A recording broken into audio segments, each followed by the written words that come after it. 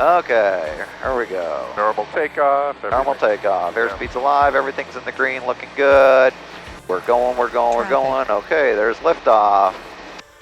And then we're going and, oh my God, oh shoot, my engine just died. Hose down, I'm just bringing it back down.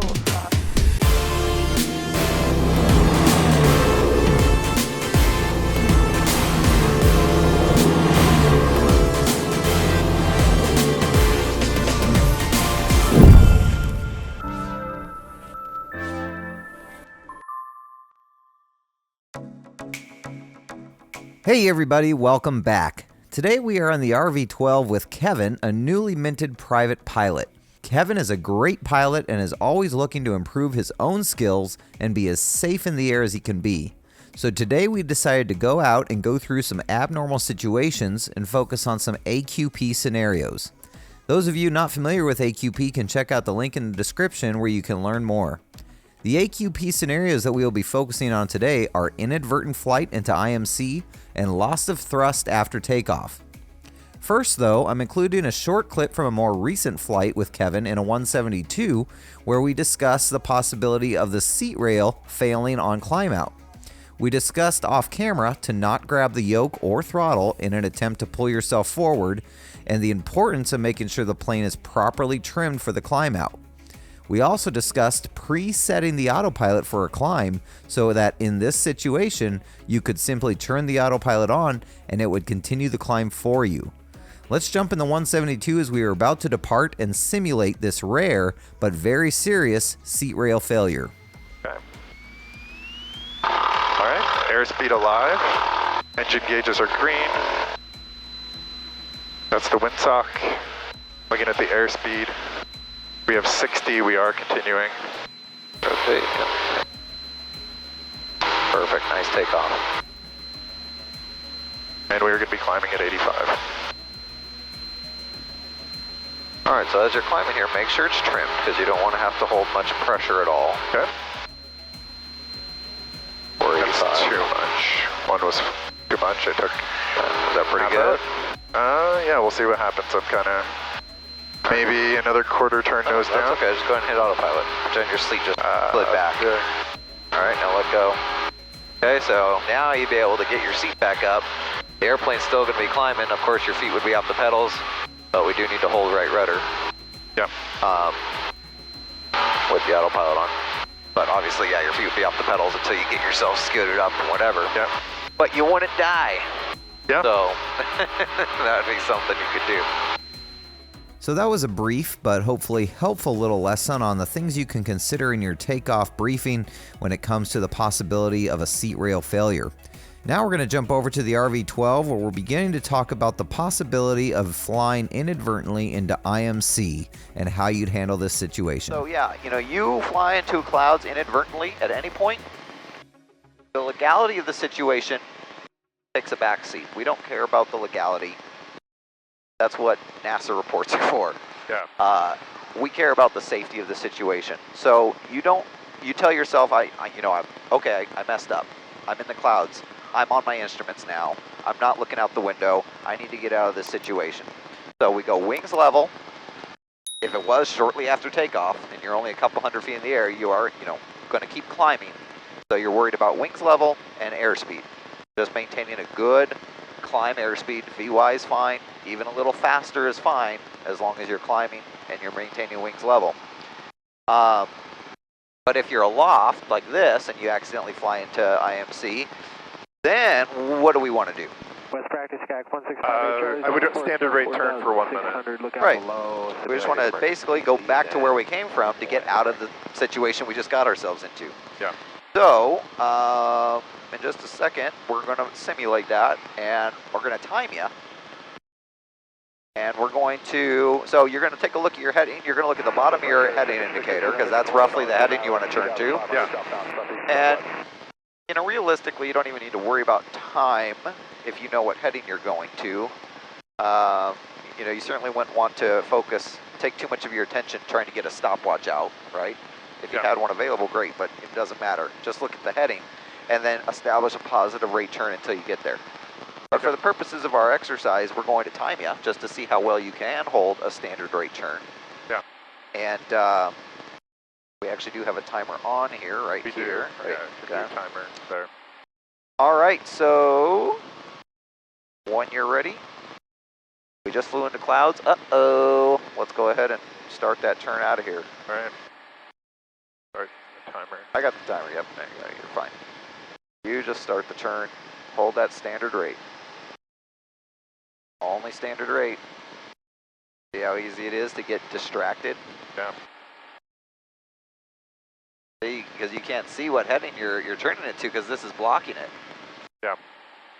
I mean, you got it over here, but I mean, that's something that, you know, you wouldn't even think of, like, as a complication to your situation. 5366 Mike. Later. All right, so that's about a minute, but we're not quite at 180 yet. Yep, not quite there. So what are you looking at to establish your standard rate turn? The green triangle. Okay. And while that's a great tool, it's only a guide. Okay. Where's your turn coordinator? Or your rate of turn indicator, I should say. Oh. That's a great question. I have no idea. So go ahead and give me a left turn. Okay. And I'm going to move this out of the way. See that pink? Yeah. That's your rate of turn indicator. I had no idea that was a thing. So that line, that little line, is standard rate turn. So when that pink is in line with that little notch, that's standard rate. That other notch is half standard rate. Yeah. So you want to keep turning and keep that pink right on that indicator. Okay. On that line there, that's your rate of turn indicator. After practicing a few more standard rate turns, I decided to give Kevin a little bit more of a challenge by practicing some private pilot maneuvers solely in reference to his instruments. So real quickly before we take you out from under the hood, we'll just do a couple maneuvers under the hood. Okay. So we were just doing a 30-degree turn. We're going to do a steep turn, just Okay. like you did on your private check ride. So we'll do 360 degrees. Okay. Which way do you want to go, left or right? Let's do left. All right, that's feeling pretty good. All right, so we'll do it to the left. All right, you're clear. All right, going to get us into slow flight. Okay. Give me jazz hands when you're ready, when you're done. Okay. Just Settle. trying to get straight and level. Uniform All right. about 3,500 Jazz There we go. hands. Jazz hands, miles yeah. No, both hands. north of St. Paul. Jazz hands. Practicing Oh, you're not trim for it. practice area. There we go. All right, go give me a left turn to south. Okay, on this heading, go ahead and demonstrate a power off stall. Okay, on this heading, demonstrate a power off stall. Yep. Okay, so we're at 3,000. All right, that's the stall.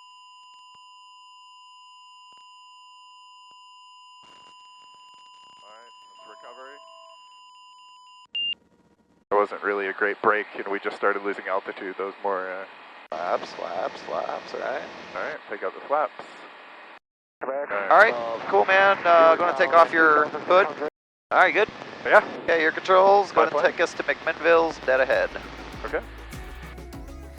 En route to McMinnville, we had the unique opportunity to see a temperature inversion in real time. You'll see here in the footage that there's a haze layer that seemingly stops as if there's some invisible shield holding the smoke down to the ground. I point this out to Kevin and explain to him the things he might expect to feel and experience as we pass through this inversion layer. So you see this haze layer? Yeah. What's causing that? Basically like radiation fog.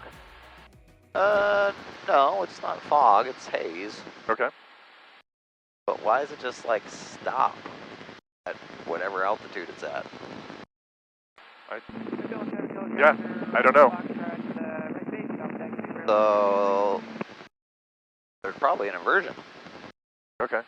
Probably, I mean, we can look. So right now the temperature up here is 39 degrees. Let's wait and see what it is when we're on the ground. Basically, the air becomes stable at that altitude. Okay. And it holds everything down. Look at, as we're going down, it's getting colder. Now, as we enter this haze layer, what might you expect? Is the less turbulence, less like maybe it's smoother air? rougher air. Oh, okay. Smoother air up here. But you might expect a little, just a little, I mean it's not going to be much, but you might expect a couple bumps as we go down through it. What's that, I feel? Yeah, is that going into the, we're fighting the inversion? You know, it's just the unstable air underneath that's rising. And it stops once it gets to the haze layer. That's why you see the smoke and stuff rising, and then it just stops. Yeah. Odd. We can see the temperature's now 35. As we approached McMinnville, I pulled the throttle back all the way to simulate an engine failure over the airport and allow Kevin to do a power-off approach down onto the runway. Oh, lost your engine. Shoot. All right, so I am going to pitch for best glide, or maybe even a little bit more than that. 73 as we talked about the other day. And I like that field for landing right there. And so... Which field? The runway 22. Oh, okay. No, that's a good field. McMinnville traffic turn Victor Alpha left base 22 McMinnville. Any field with a runway in it is a good field. Yeah. I know this is a long runway, so I would rather land halfway down and go off the end or something than be short. Well, 500. you don't want to go off the end. But you know what I mean. But McMinnville traffic turn Victor Alpha final 22 McMinnville.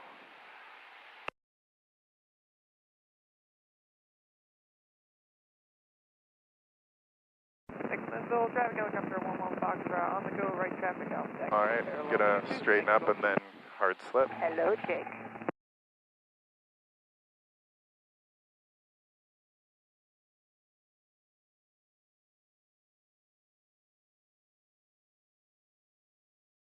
McMinnville traffic helicopter 45 X-ray is 8 miles to the south at 2000 inbound, full stop. Gonna do just 45 X-ray, huh?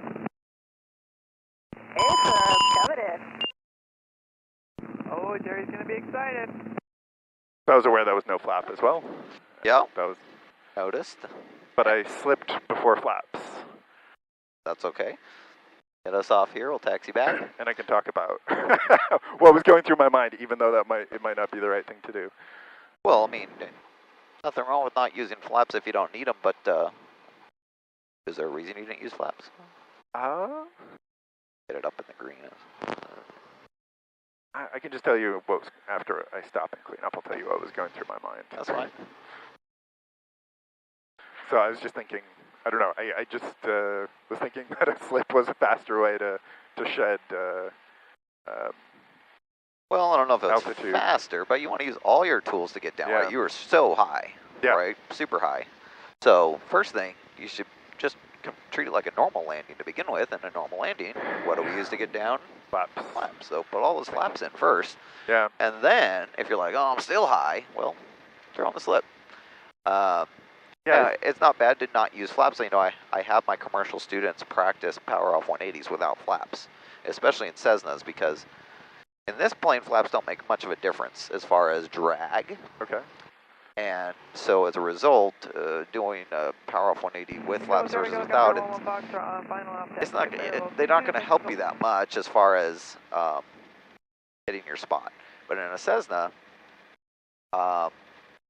you know, you got these barn doors off the wings, and it's too easy for people to just come in super high and then throw in a bunch of flaps and just dive at their point and call it good. And it really doesn't teach the proper management of your energy. Okay. You're just kind of cheating because you're just like basically throwing a parachute out Yeah. and coming down. And so doing a no flap precision landing takes real mastery over the energy in your airplane. And that's why I like the RV, because even with flaps, you still need to have complete control over the energy in the plane to hit a spot, because the flaps don't just slow you down. Even if your flaps are down, you can overspeed this airplane and you'll still float halfway down the runway.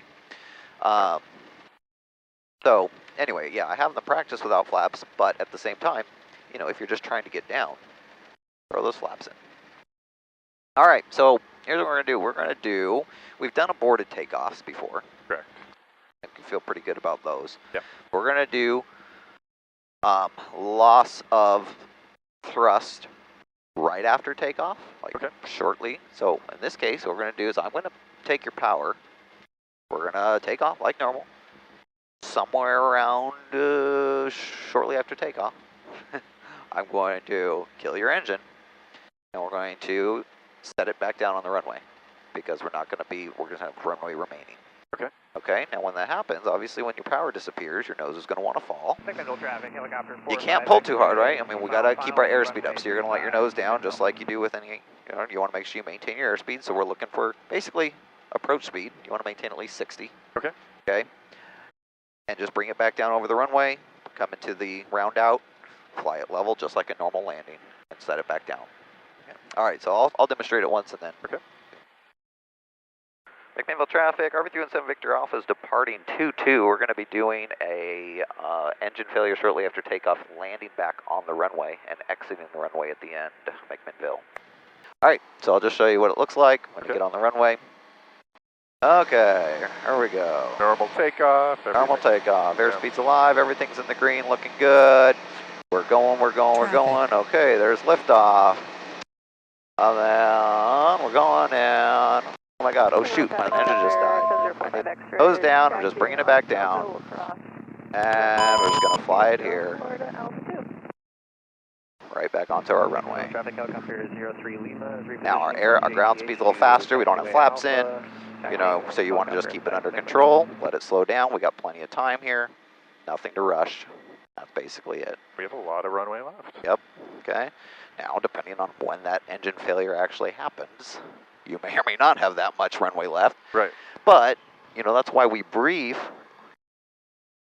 If we have an engine failure below 1,000 feet, we land straight ahead, only plus or minus 30 degrees as necessary. On remaining runway, counts as straight ahead. Vector's going to taxi, and RV doing the aborted takeoff. Are you guys going to be turning left or right? We'll be exiting on probably Alpha 4 off the right side of the runway onto Alpha. Oh, just in the turn. Helicopter on Alpha is looking to take off for right traffic pattern parallel to you. Roger, we got you in sight. If you could just give us 1 second, we won't be long here. We'll hold for you. 150. All right, here we go. You ready? Yeah. Here we go. All right, airspeed alive. Engine gauges are green. That is 55. Go. You're just waiting for your engine to die. You're just waiting for it. You're just waiting for it. You're just waiting for it. You're just waiting for it. Oh, what happened? Something happened. Get that nose down. Just bring it back down. There you go. Just bring it back down.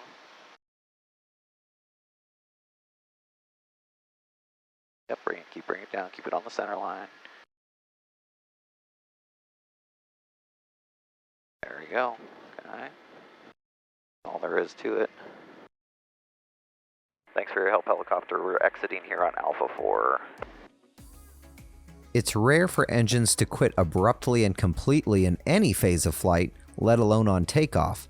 Most engine failures present in a much more insidious fashion, losing power slowly over a longer period of time, which, at worst, could go unnoticed by the pilot completely, or lead the pilot to believe they have more power and time than they really do. In this next situation, we are simulating a partial loss of thrust after takeoff, giving Kevin the opportunity to hobble the airplane around the pattern and land on a different runway than he took off from, rather than attempting the impossible churn. What we're going to do next is we're going to simulate a partial engine loss of thrust, right? It's not going to be a catastrophic failure, kind of like what we've been doing here, but a partial loss of engine. Like maybe our oil pressure is starting to drop or something like that. Well, yeah, or I mean, you're just, the simulation is going to be you're not making full power. Like you're full, but we're only maybe getting 50% or so. And it's going to happen, when you're a little higher. So what would you do in that situation? I think where my mind goes when you ask questions like that is typically like, it all depends like what airport I'm at, whether or not the engine is making a horrible noise, whether or not I think total engine failure is imminent. But the takeoff briefing that we have is if it happens below 1,000 AGL, we do exactly what we just did, that we land straight ahead, we don't try to turn, we don't try to turn back. Yep. I don't have the skills to turn back to the runway below 1,000 AGL, and I think it would turn out bad if I tried to do that. Yeah, and you're right. It does depend a lot on circumstances, where you are, who you are, conditions, all these things. But for today's purpose, we're going to simulate that, hey, you know, the engine, it's not like deathly dying or anything, but something's wrong. Like, we're not getting power. I'm not getting the climb rate I want or expect. You know, the RPM are not where they should be. Something's wrong, but I haven't lost it, okay? So we're going to kind of hobble ourselves around. We're going to keep climbing straight out. Okay, maintain whatever rate of climb we can. Yeah. Obviously, we're going to be looking for fields because, you know, in that situation, you don't know. It could quit on you at any time. Yeah. Or you just find yourself not able to maintain altitude, in which case you're landing straight ahead. But for as long as you're able to maintain altitude, or even a climb for that matter, we're going to hobble it around the pattern. We're going to land on 3-5. Yeah, that's what I was going to say, because at Twin Oaks, I'm not trying to turn back if I'm below 1,000 AGL, but here, 3-5 would be a pretty gentle left turn if I had partial engine power and I knew that it's sticking around for a while. Yep, and that's the thing, is gentle turns. If you have the opportunity to get to another runway like 3-5 or even 2-2, depending on the situation, that's great. If not, just be looking at fields the whole time. I mean, it's always kind of a balance between, okay, am I climbing, am I maintaining airspeed, and if not, you know, am I going to make that runway, or do I just aim for that field, whatever it is. RV317 Victor Alpha departing runway 22, we'll be making a left crosswind and then landing 3-5, McMinnville.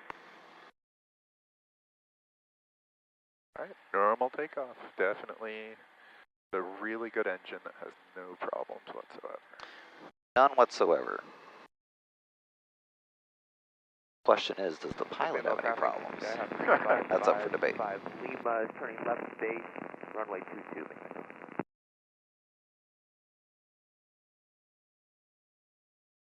Just be ready in case there was any wake turbulence from the helicopter. Okay. Now be ready for any weird things.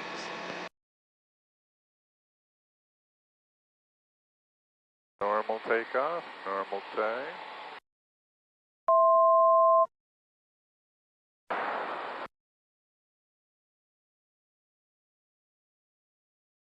McMinnville traffic, Skyhawk 3555 Lima is on final runway 22, McMinnville.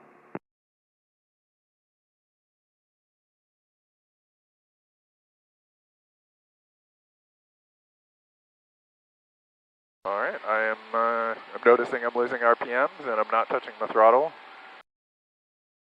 Okay. All right, I am finding somewhere to land here.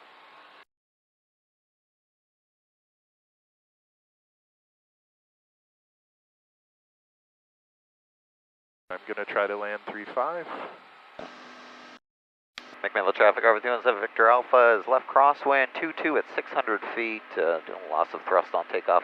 We're making a left base, 3-5, full stop, McMinnville.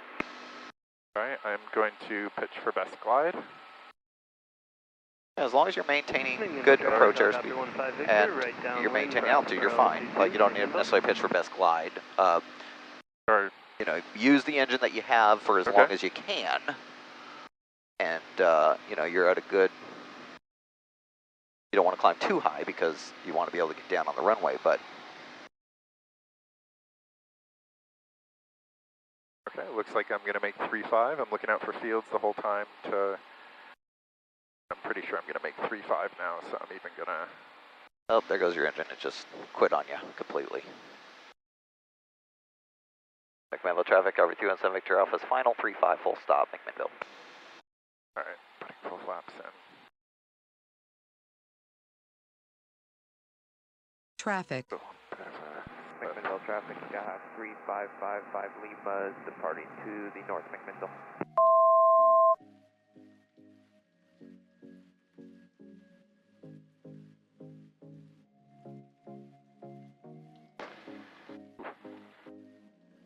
there something on the runway there that we, I don't know. a little bit of a... Maybe, I'm not sure. That I didn't see wasn't the nose anything. wheel.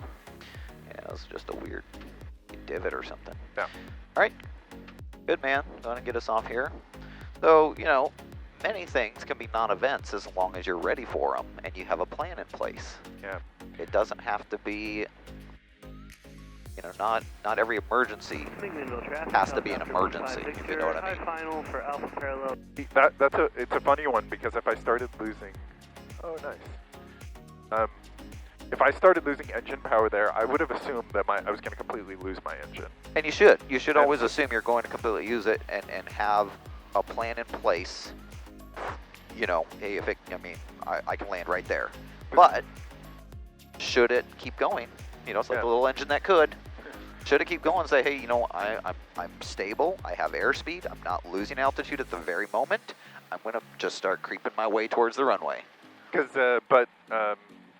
there was a lot better option if I was landing a field straight ahead than there was turning left. And that's always, yeah, that's always like, something you have to weigh. So I either turn 3-5 and have an area where I don't have great field, or I go straight ahead and landing in a field. And that's just, you have to weigh that, how your engine, what's happening versus, you know, what you think is best. Okay. Well, that will do it for this one, folks. As we depart back to Twin Oaks, I try to drive home the point one last time to Kevin that he should be ready and expecting an engine failure at any time, all the time. We're ready for our engine to quit right now. Yep. You're just waiting for it. Yep. Thinking, what am I going to do right when it does? All right. We wouldn't make the runway if it quit right now. So what would you do? I would land there. Okay, over in those fields? Yeah. Okay. I give him one last dose of an engine failure after takeoff. Oh, there goes your engine. What are you doing? Landing in that field right there. Visual traffic, helicopter 15 Victor, high. All right, pitching for best there. And then give him his engine back for the remainder of the flight. Okay, good. Landing there. Oh, came back. Thank you. I hope you enjoyed this lesson of AQP Scenarios, and be sure to like and subscribe so you don't miss my upcoming content. Thanks so much for being here, and until next time, resume your own navigation.